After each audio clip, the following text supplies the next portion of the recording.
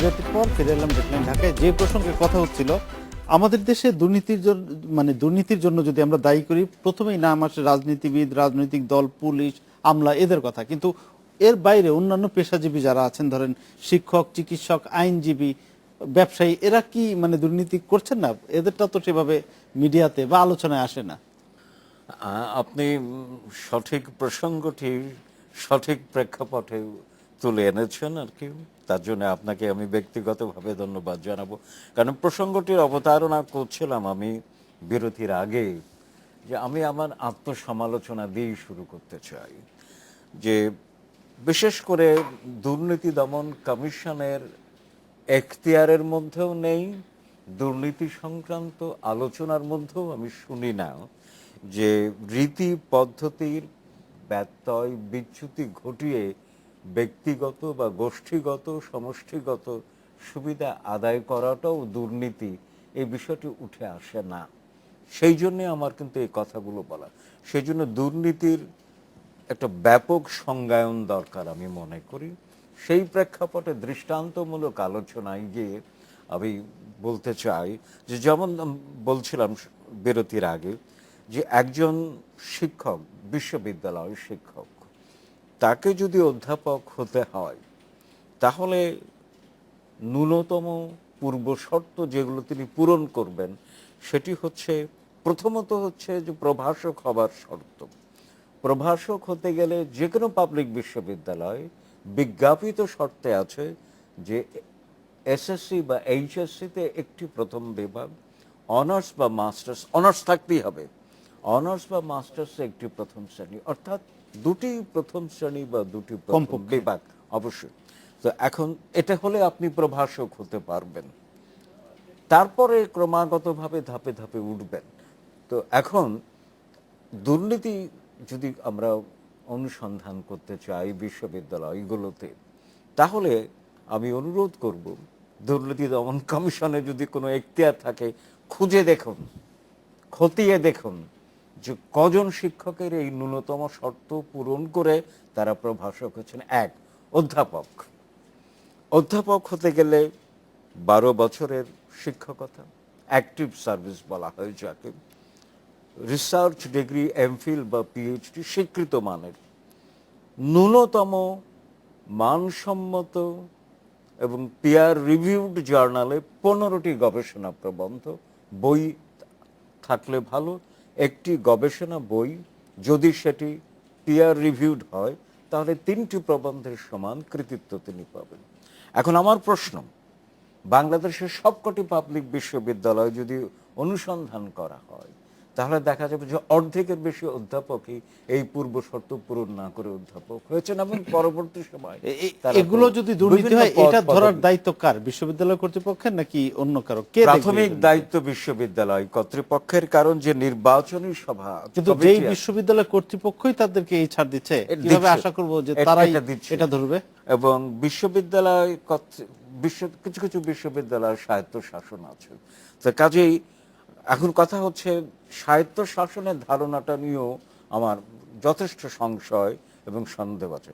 স্বায়ত্ত শাসন আমরা এমনভাবে তৈরি করেছি, যেমন 73-এর অধ্যাদেশ, সেখানে গণতন্ত্র নাই, সেখানে আছে স্বেচ্ছাচারিতা, সেখানে দায়বদ্ধতা নাই, সেখানে নেই স্বচ্ছতা।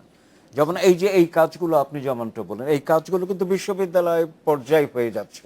এই যে যোগ্যতাহীন ব্যক্তিদেরকে বিভিন্ন পদায়ন করা হচ্ছে, কিন্তু এর জন্য তো দায়বদ্ধতা নাই। বিশ্ববিদ্যালয়, ঢাকা বিশ্ববিদ্যালয় বলুন বা যে কোনো পাবলিক বিশ্ববিদ্যালয়, যে ধরনের যে ব্যয় নির্বাহ হচ্ছে তার জন্য কি কোনো জবাবদিহিতা আছে? তো তাহলে সেখানে দুর্নীতির অবকাশ থাকবে না। স্যার, আমি একটু মঞ্জুর হাসানের কাছ থেকে আসি। আপনি সুশাসন নিয়ে কাজ করছেন দীর্ঘদিন। একটা সমাজে, ধরেন বাংলাদেশের কথাই ধরি, দুর্নীতি দূর না করে কি সুশাসন প্রতিষ্ঠা সম্ভব? সম্ভব। আমি বলবো যে দুর্নীতি নিয়ে আমরা অনেক সময় আর কি খুবই আর কি ফোকাসড হয়ে যাই এবং মনে করি যে দুর্নীতিকেই আমাদের এনিমি নাম্বার 1। তাহলে অন্যভাবে বলি, সুশাসন প্রতিষ্ঠা করলে কি দুর্নীতি দূর হবে? আমি যেটা বলবো সেটা হচ্ছে যে দুর্নীতিটা হচ্ছে একটা সিম্পটম। আমাদের সোসাইটি যেভাবে কাজ চলছে, যেভাবে আমরা কাজ করছি, স্যার যেভাবে যে জিনিসগুলো বললেন, সেইটার থেকে আপনার যে জিনিসটা বার হয়ে আসে সেটা হচ্ছে দুর্নীতি। আন্ডারলাইং যে কজগুলো আছে, আন্ডারলাইং যে ইস্যুসগুলো আছে, সেইগুলো যতদিন পর্যন্ত আমরা অ্যাড্রেস করতে না পারবো, আমাদের ওই, এবং সেটা করলে যে সুশাসন আসবে এবং আমরা একটা এস্টাবলিশ করতে পারবো, সেটা করলে কিন্তু দুর্নীতির মানটা আপনি কমে যাবে। আমি বলছি না যে দুর্নীতি আমরা একে পুরোপুরি এলিমিনেট করতে পারবো, স্যার বলেছিলেন যে এটা সম্ভব না, এবং নিয়ন্ত্রণ করা যেতে পারে, দমন করা। তাহলে কি এভাবে বলা যায় যে দুর্নীতি দমনের বা দুর্নীতি নিয়ন্ত্রণের পূর্বশর্ত সুশাসন প্রতিষ্ঠা? না, সুশাসনটা অনেকটা একটা ব্রড হয়ে যায়। আমি বলবো যে এখানে আপনি মনে করেন যে আপনার অডিটরদের যে কাজটা, ওনারা ওদের কাজ করতে হবে, পুলিশের যে কাজটা পুলিশের করতে হবে, জজ সাহেবদের যে কাজটা জজ সাহেবদের করতে হবে, প্রকিউরমেন্টে যারা কেনাকাটার দায়িত্ব আছেন ওনাদের কাজটা ওনারা ঠিকভাবে করতে হবে। সবাই যদি আমাদের কাজগুলো আমরা ঠিকভাবে নিয়ম মেনে কাজ করি, তখনই কিন্তু আপনার অনেকটা চেক অ্যান্ড ব্যালেন্স চলে আসবে সিস্টেমের মধ্যে, এবং দুর্নীতিটা কমে যাবে, এবং সেটা হলে আমরা যেটা বলে থাকি সুশাসন স্টাবলিশ করা যাবে। আমি ওইভাবে জিনিসটাকে বলবো। আফসার ভাই, আমি আবার একটু আপনার আগের কথার প্রসঙ্গে আসি। সাম্প্রতিক কয়েকটি আলোচিত ঘটনা যদি আমি একটু দ্রুত উল্লেখ করে যাই, পদ্মা সেতু, হলমার্ক, বিসমিল্লাহ গ্রুপ, রেলওয়ের একটা কেলেঙ্কারি ছিল, সোনালী ব্যাংক সহ বিভিন্ন সেক্টরে নানা রকম দুর্নীতির কাজ বিষয় নিয়ে দুদক কাজ করছিল। কিন্তু আমরা দেখছি যে এগুলো কোনোটারই কোনো শাস্তি হয়নি বা অপরাধীরা দৃষ্টান্তমূলকভাবে কোনো, মানে যেটা আমাদের এক্সপেকটেশন ছিল সেটা ফুলফিল হয়নি। এর জন্য কারণ কি? বিচারের দীর্ঘসূত্রিতা, নাকি দুদকের অদক্ষতা, নাকি রাজনৈতিক সদিচ্ছার অভাব? কোনটাকে আপনি কারণ মনে করেন এগুলোর বিচার না হওয়ার পিছনে? আমার মনে হয় তিনটাই এর পিছনে কাজ করছে। কারণ আমাদের কাছে, আমি রিপোর্টটার সাথে নাই, এখানে দুদকের লোকরা বলেছে যে আমরা অত্যন্ত সীমিত ক্ষমতা, আমাদের পক্ষে এর বাইরে যাওয়া সম্ভব না। দ্বিতীয়ত, একটা দেশে আপনি যদি সরকার যদি না মনে করে যে আমি সরকারি কর্মচারীদের বিরুদ্ধে আমি ভূমিকা পালন করব, তাহলে কোনোদিন সেটা সম্ভব না। সরকারি কর্মচারীরা যদি মনে করে যে আমি মন্ত্রীদেরকে খুশি করে আমি এটা বের করে ফেলবো, তাহলেও কোনো ঘটনা ঘটবে না।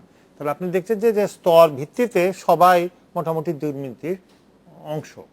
তো এইটা তখনই হয় যখন আপনার রাষ্ট্রের যে চরিত্র, সেই চরিত্রে দুর্নীতিটা আর কোনো নিন্দনীয় বিষয় থাকে না। এটা করলে এটা অপরাধ হিসেবে গণিত হয় না।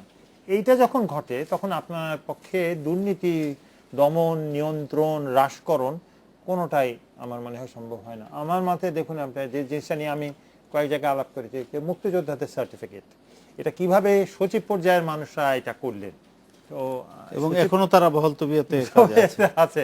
সচিবরা করেছেন, কারণ সচিবের কাছে তো মুক্তিযোদ্ধার সার্টিফিকেটটা ব্যবহার করাতে কোনো নৈতিক বাধা উনি লক্ষ্য করছেন না। শুধু তাই না, তিনি হয়তো মুক্তিযোদ্ধার সার্টিফিকেটটা রাজনৈতিক বিষয় বলে ধরা পড়েছে, আরো 10টা জিনিস হয়তো তিনি করেছেন যেটা আমরা খবর আমরা জানি না।